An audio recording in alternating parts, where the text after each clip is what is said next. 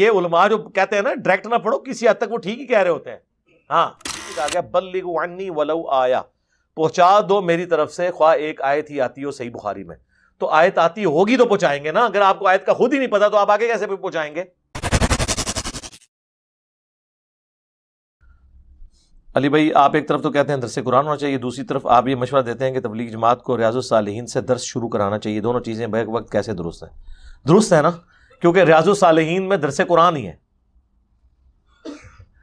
درس قرآن جب میں دیتا ہوں تو پہلے میں کیا کرتا ہوں؟ آیات پڑھتا ہوں، اس کے بعد اس کے کانٹیکسٹ میں کراس ریفرنس میں آیات پیش کرتا ہوں، پھر کیا کرتا ہوں؟ اس کے کانٹیکسٹ میں احادیث. آپ میرے قرآن کے تفسیر کے لیکچرز اگر لکھنا شروع کریں تو ان کی ایک ترتیب بنے گی کہ پہلے آیات پڑھی، پھر ان آیات کے کانٹیکسٹ میں کراس ریفرنس دیا دوسری آیات سے، پھر اس کانٹیکسٹ میں بخاری، مسلم، ابو داؤد، ترمذی سے احادیث بتائیں، پھر اپنی ورڈکٹ دی. یہی ہوگا نا؟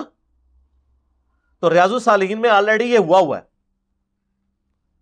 کہ کسی بھی ٹاپک پہ پہلے قرآن کی آیات وہ لے کے آتے ہیں، 4 5 5 6 آیات لے کے آتے ہیں، پھر ان آیات سے متعلقہ احادیث لے کے آتے ہیں.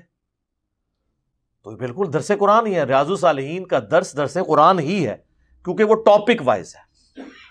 باقی وہ قرآن پاک کو شروع سے لے کر اینڈ تک مکمل کرنا وہ تو کرنا چاہیے، لیکن جب آپ نوٹس کے فارم میں بات کر رہے ہوتے ہیں، ایک تھوڑے وقت میں آپ نے ایک ٹاپک کو ایڈریس کرنا ہے، تو پھر ظاہر آپ کی کمپیٹنسی ہونی چاہیے. ورنہ درس قرآن ہر بندہ نہیں دے سکتا. یہ میں آپ کو بتا دوں، سورہ نساء ایک بندہ شروع کر لے، پہلے رکوع کا درس دے دے، دوسرے رکوع میں آ جائیں گے وراثت کے قوانین، وہ کیسے بیان کرے گا؟ اسے پتہ ہی نہیں چلے گا. یہ بھی ایکسپرٹی نہیں ہے. یہ علماء جو کہتے ہیں نا ڈائریکٹ نہ پڑھو، کسی حد تک وہ ٹھیک ہی کہہ رہے ہوتے ہیں. ہاں ہمیں مکمل اختلاف ہے جو وہ مکمل کیٹاگوریکل ڈینائی کرتے ہیں. ہم یہ کہتے ہیں اس طرح کی چیزیں ہیں انہیں آپ سکپ کر دیں، پہلے اس کے بارے میں علم حاصل کریں. اسی لیے کہا گیا بلغوا عنی ولو آیا، پہنچا دو میری طرف سے خواہ ایک آیت ہی آتی ہو. صحیح بخاری میں تو آیت آتی ہوگی تو پہنچائیں گے نا. اگر آپ کو آیت کا خود ہی نہیں پتا تو آپ آگے کیسے پہنچائیں گے؟ تو ریاض الصالحین کا درس قرآن ہی ہے، کیونکہ ہر ٹاپک پہ انٹلیکچوئل طریقے سے انہوں نے ٹاپکس بنا کے آیات اور احادیث مینشن کی ہوئی ہیں. تو یہ دو متضاد چیزیں نہیں ہیں، یہ پیرلل میں. اس کے بعد قرآن پاک کو اگر کسی نے درس قرآن کے طور پہ شروع کرنا ہے تو اس کے لیے پہلے اسے قرآن کو خود پڑھنا ہوگا، ورنہ مولوی تیار بیٹھے ہوئے ہیں آپ کے خلاف فتوے لگانے کے لیے. یہ میں آپ کو بتا دوں، آپ قرآن کھول کے درس قرآن کر دیں گے تو مولوی آ کے ہاں جی آیت کھول 10 منو کے لکھے ہے. تو میں اس ہاٹ سیٹ پہ ہم ہی تو نہیں آ کے بیٹھا، پوری دنیا کو آگے لگایا ہوا ہے. تو اس طرح تو نہیں لگایا ہوا میرے بھائی، میں نے محنت کی ہے، اپنی زندگی کھپائی ہے اس کام میں.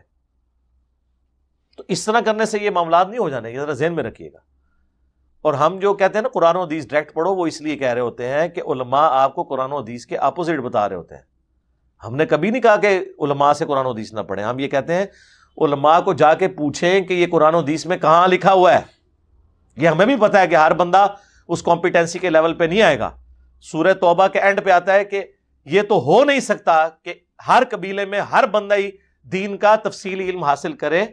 تو ہونا چاہیے کہ ہر قبیلے کے لوگ اپنے چند لوگ مخصوص کریں جو علم میں مہارت حاصل کریں، فقہ حاصل کریں، اور وہ واپس قوم میں آ کے تبلیغ کریں. ہر کام کو سیکھنا تو پڑے گا.